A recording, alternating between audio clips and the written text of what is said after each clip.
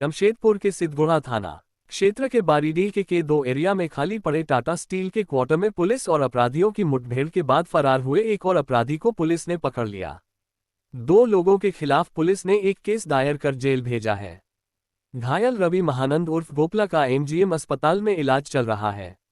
बुधवार को जमशेदपुर पुलिस ने संवाददाता सम्मेलन कर सारे मामले की जानकारी साझा की। सिटी एसपी ने बताया कि पुलिस को सूचना मिली कि के 2 क्वार्टर में अपराधी छिपे हुए हैं। इसके बाद पुलिस ने घेराबंदी की और दरवाजा खोलवाने का प्रयास किया, लेकिन क्वार्टर के भीतर से अपराधी पुलिस के ऊपर जानलेवा फायरिंग शुरू कर दी। इसके जवाबी कार्रवाई में पुलिस द्वारा भी आत्मरक्षार्थ गोली चलाई गई, जिसमें क्वार्टर के अंदर छिपा अपराधी रवि महानंद उर्फ गोपला घायल हो गया। इसको तत्काल पकड़कर इलाज के लिए एमजीएम अस्पताल भर्ती कराया गया। उसके पैर में गोली लगी है। पुलिस ने घटनास्थल से एक पिस्तौल, गोली, खोखा, शराब की बोतल, डिस्पोजल ग्लास, मिक्सचर, बिछा हुआ प्लास्टिक बरामद किया गया। इसके बाद पुलिस को मालूम चला कि उस घटनास्थल से एक व्यक्ति भाग निकला है। इसके बाद 28 अक्टूबर की रात को ही पुलिस ने सीतारामडेरा स्लैग रोड में घेराबंदी कर उसी गिरोह के आकाश सिंह उर्फ लालू को गिरफ्तार किया। इन दोनों ने स्वीकार किया है कि 10 अक्टूबर को रंगदारी के लिए हरेराम सिंह के घर पर फायरिंग की घटना को अंजाम दिया गया था।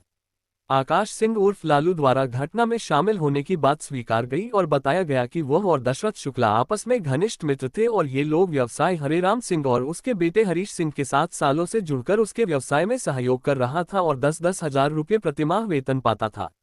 पिछले 6 माह पूर्व झारखंड के सरकारी शराब दुकान का ठेका होने वाला था। उस समय हरीश सिंह ने दोनों को आश्वासन दिया था कि यदि शराब दुकान का ठेका जमशेदपुर में मिलता है तो उसका काम आकाश सिंह और दशरथ शुक्ला को ही देगा, लेकिन शराब दुकान आवंटन के बाद हरीश सिंह इन लोगों को न देकर अपने पुराने सहयोगी मध्य प्रदेश के ग्वालियर के रहने वाले प्रेम नारायण शिवहरे को दे दिया।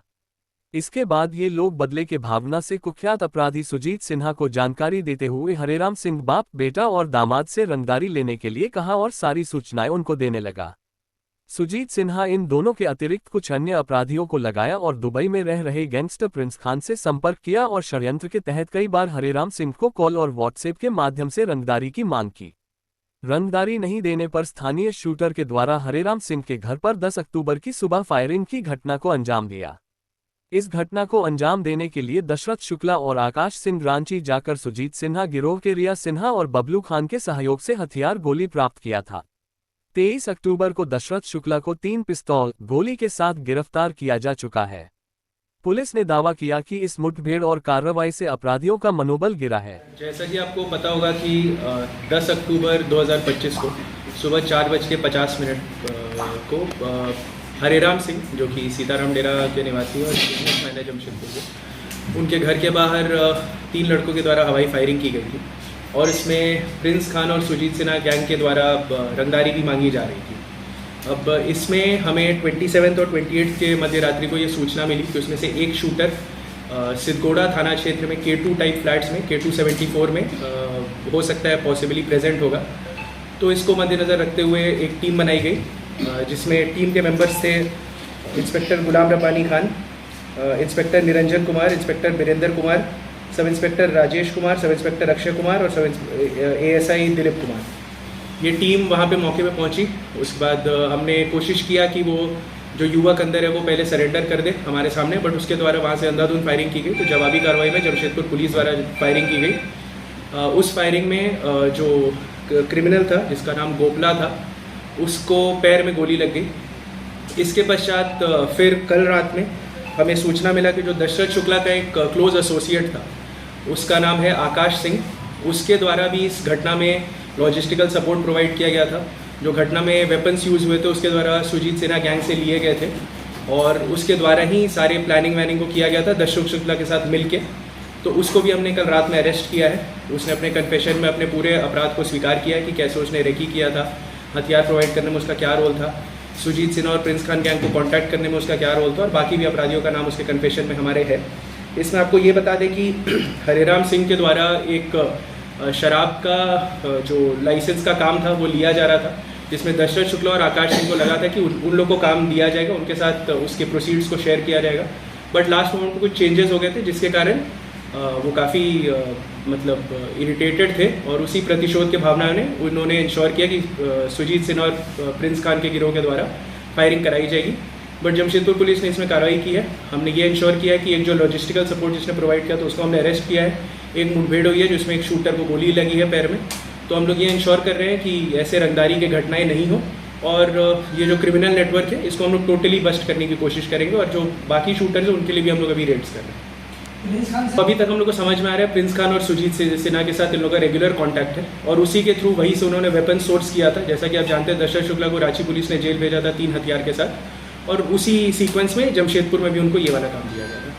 ये सब अब धीरे धीरे कहाँ पे मेड है कहाँ पे नहीं मेड है, फिर रिमांड लेंगे तो उसमें और क्लैरिटी आएगी। ये लोग सुजीत सिन्हा से कैसे कॉन्टैक्ट किए?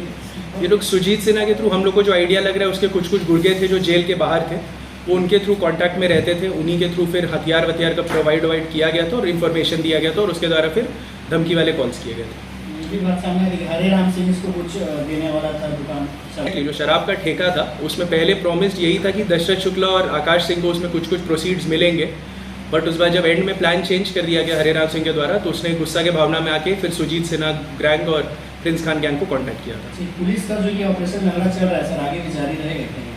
ऐसा कोई नाम तो किसी ऑपरेशन का हमने नहीं सुना है, बट ना हमने सोचा है।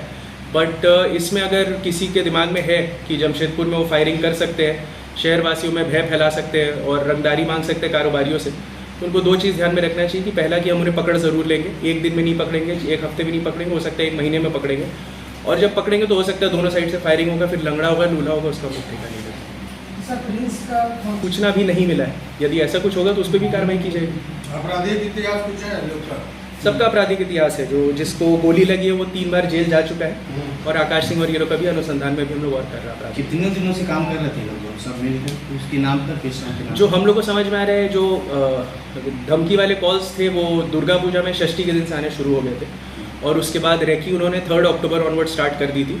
10 अक्टूबर को सुबह में 4:50 को उन्होंने घटना को अंजाम दे दिया था।